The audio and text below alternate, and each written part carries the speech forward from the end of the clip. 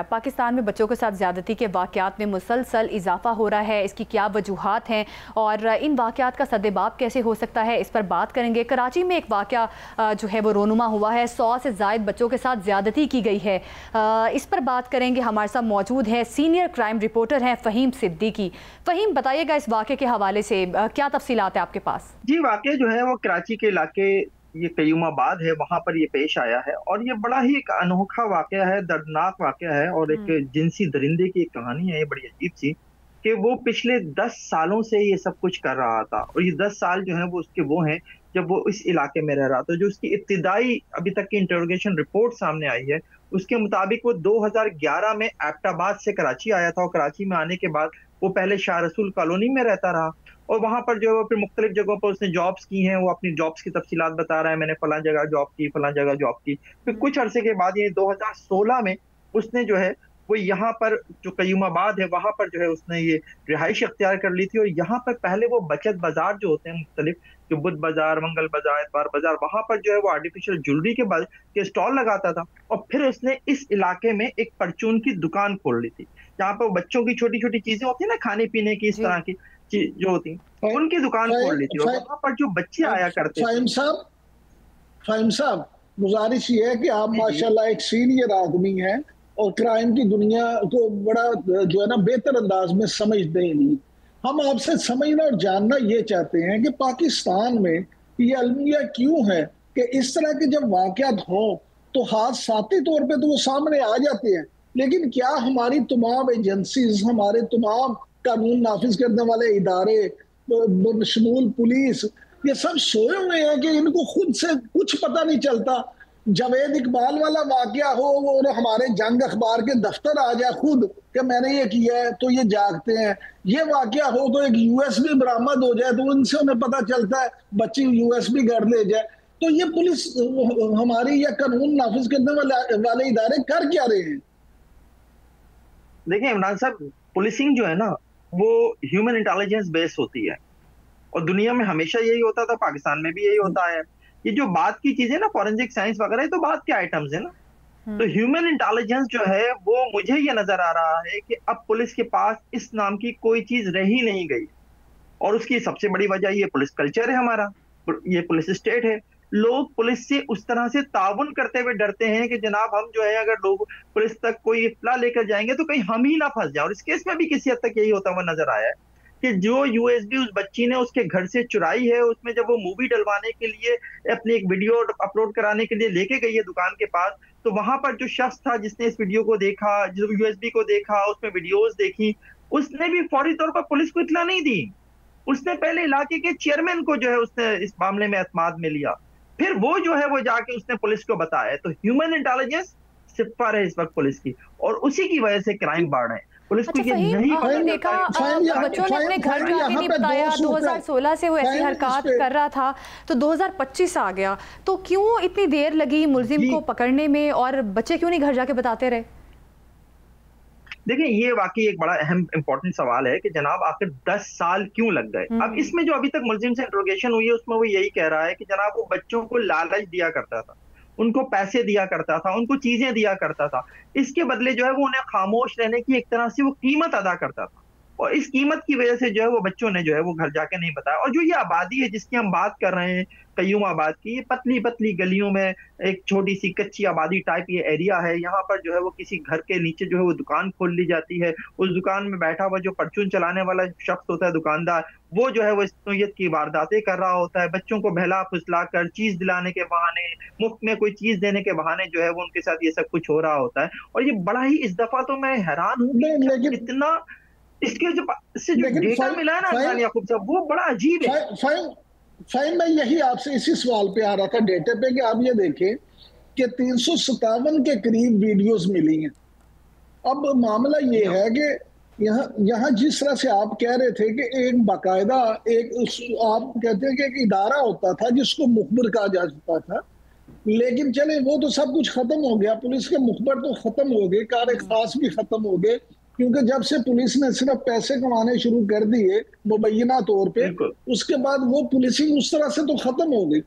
لیکن میرا سوال پھر وہی ہے کہ جس طرح کی یہ چیزیں سامنے آئی ہیں یا جو لوگوں سے آپ جیسے رپورٹرز کے ساتھ سینئر لوگوں سے جو ذاتی میری گفتگو ہوئی ہے، وہ تو دل لرزا دینے والے واقعات ہیں جو بیان کرتے ہیں. تو آپ کیا سمجھتے ہیں کہ کیا اس وقت ہمارا جو قانونی پیچیدہ سسٹم ہے اس نظام میں اس درندے کو سزا ملتی آپ کو نظر آتی ہے؟ دیکھیں یہ بڑا امپورٹنٹ ہے یہ آپ کا سوال. اس وقت تک بھی پولیس صرف 4 FIR درج کر سکی ہے ابھی تک. 10 تاریخ سے اب تک جو ہے صرف 4 FIR ہی پولیس درج کر سکی ہے. اور یہ کوشش ہے کہ جناب کچھ اور لوگ، ظاہر ویڈیوز تو آ گئی ہیں سامنے، بچے شناخت کر لیے گئے ہیں بہت بڑی حد تک، اس علاقے کے ہی رہنے والے ہیں. ان کے والدین کو بلا کے ان سے ڈسکس کیا جا رہا ہے کہ بھائی خدا کے لیے FIR کراؤ. لوگ FIR نہیں کرا رہے ہیں. ہوگا کیا؟ کوئی گواہ جو ہے ایسے نہیں ملے گا علاوہ اس ویڈیو والے کے، اور جو فورنزک کے نتیجے میں ایسا بھی لگ رہا ہے کہ 10 سال سے وہ دکان چلا رہا تھا اس علاقے میں. ٹیکنالوجی کا زمانہ ہے، سوشل میڈیا کا زمانہ ہے، ایسے واقعات اب ہم نے دیکھا کہ چھپتے نہیں ہیں. لیکن یہ واقعہ اور یہ آدمی 10 سال سے دکان کھول کے ایسی گھنونی حرکت کرتا رہا وہاں پہ، ایسا لگ رہا ہے کہ کچھ بعض افراد بھی اس کے ساتھ انوالو ہو سکتے ہیں. آپ اس بارے میں کیا کہیں گے؟ نہیں، میرا نہیں خیال، کیونکہ ابھی تک جو ہے کوئی اور شخص جو ہے اس کا کوئی شریک مجرم بھی ابھی تک سامنے نہیں آ سکا ہے. ایک اور چیز کا شبہ بہت زیادہ ہے اور جس کے اوپر ابھی تک تو پولیس منع ہی کر رہی ہے کہ کہیں کسی طرح اس کا کوئی رابطہ ڈارک ویب سے ہو. یہ ویڈیوز جو بچوں کی ویڈیوز ہیں ان کی بڑی ڈیمانڈ ہوتی ہے ڈارک ویب کے اوپر. یہ کسی طرح سے وہاں تو کوئی اپنا ان کو سیل تو نہیں کر رہا تھا. یہ ایک بہت ہی امپورٹنٹ پوائنٹ ہے جس کے اوپر پولیس ابھی کام کر رہی ہے. ابھی تک تو ان کا کہنا ہے کہ انہیں اس کا کوئی ثبوت نہیں ملا ہے. لیکن جس طرح سے یہ ویڈیوز بنا رہا تھا، جس طرح سے موبائل سے ملی ہیں، ایک عدد ایپ ملی ہے جس کے ذریعے جو ہے وہ سب کی ویڈیو کی پروفائلنگ کرتا تھا، اس کے اوپر تھمبنیل لگاتا تھا، اس کے اوپر تھمبنیل کو نام دیتا تھا اس بچے کا، اپنا نام اور اس بچے کا نام جو ہے وہ ساتھ ساتھ لکھتا تھا. یہ اس کو ایک طرح سے وہ ٹائٹل بھی دیتا تھا، ڈائری میں الگ نوٹ کرتا تھا. یہ ساری چیزیں جو ہے نا، یہ مجھے بڑا مشتبہ لگ رہا ہے کہ اس طرح سے پروفائلنگ جو ہے ایک ان پڑھ آدمی. فوٹیجز مل گئی، بچے نظر آ رہے ہیں کہ جن بچوں کے ساتھ زیادتی ہوئی، 300 سے اوپر ویڈیوز ہیں وہ مل گئی ہیں پولیس کو. اگر بچوں کے جو والدین ہیں، متاثرین کے جو رشتہ دار ہیں یا والدین ہیں، وہ اگر نہیں بھی FIR کراتے تو کیا پولیس یا اسٹیٹ اپنی مدیت میں مقدمہ درج کروا سکتی ہے اس ملزم پر؟ بالکل ہو سکتا ہے، بالکل ہو سکتا ہے، کیونکہ اس واقعے سے جو ہے اس میں تو پورے علاقے میں ایک سراسمگی پھیل گئی ہے نا. ایک قانون ابھی تک جو ہے دیکھیں پیکا اس میں لگا ہے، ٹھیک ہے. پیکا کے تحت پولیس جو ہے وہ کئی مقدمات کر سکتی ہے. یعنی میں تو یہ کہوں گا کہ اگر 357 ویڈیوز ہیں تو 357 مقدمات اس شخص کے خلاف ہو سکتے ہیں. جو حدود آرڈیننس کی دفعات ہیں وہ اس کے اوپر لگ سکتی ہیں. پولیس چاہے تو کر سکتی ہے، لیکن مسئلہ وہی ہے کہ جو ہمارا آگے کا جوڈیشل سسٹم ہے نا، وہاں جا کر جو پولیس کو پرابلمز ہوں گی وہ ان کو ذہن میں رکھ کے ابھی سے ان کی کوشش یہ ہوتی ہے کہ کسی طرح سے کچھ گواہ پیدا کر لیے جائیں، کچھ ایسے شواہد آ جائیں جن کی بنیاد پر ہم ملزم کو جو ہے جب عدالت میں پیش کریں تو کم از کم اس کو سزا ہو سکے. یہ ہمارے یہاں جو ہے پروسیکیوشن ڈپارٹمنٹ اب بنا فائم ایک سوال جو میں آپ سے جاننا چاہوں گا کہ ہم پولیس پہ تو ہمیشہ تنقید کرتے ہیں، قانون نافذ کرنے والے اداروں پہ بھی تنقید کرتے ہیں اور بجا طور پہ کرتے ہیں، لیکن آپ کیا سمجھتے ہیں کہ کہیں نہ کہیں ہمارا جو اپنا گھریلو نظام تھا، آپ نہیں سمجھتے کہ اس کی بھی کلئی اس نے کھول کے رکھ دی ہے کہ وہ جو تربیت تھی، وہ جو ماں بیٹی کا ایک رشتہ تھا، وہ کہیں پہ ہم بھول آئے ہیں، جس کی وجہ سے بیٹی کے ساتھ اگر کوئی زیادتی ہوتی ہے تو وہ جا کے اپنی ماں سے بھی ذکر نہیں کرتی، گھر والوں میں کسی سے ذکر نہیں کرتی. کیا یہ بھی تو سوچیں کہ کہیں ہم اتنی پستی میں کیوں جا رہے ہیں؟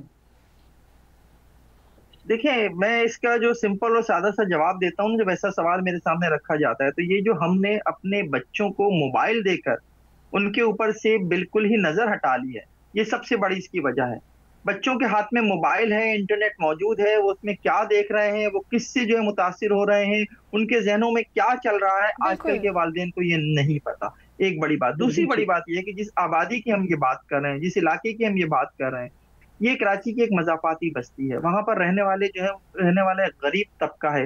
وہاں عموماً جو ہے یہی ہوتا ہے کہ ماں اور باپ دونوں ہی جو ہے وہ ملازمت کر رہے ہوتے ہیں. گھروں میں بچے جو ہیں وہ 8 9 10 12 سال کے بچے جو بچیاں جو ہیں وہ گھروں میں اکیلے رہ رہے ہوتے ہیں. دن میں وہ کیا کر رہے ہوتے ہیں یہ ماں باپ کو نہیں پتا چلتا جس وقت وہ جابس پہ ہوتے ہیں. تو آپ کی بات بہت حد تک ٹھیک ہے.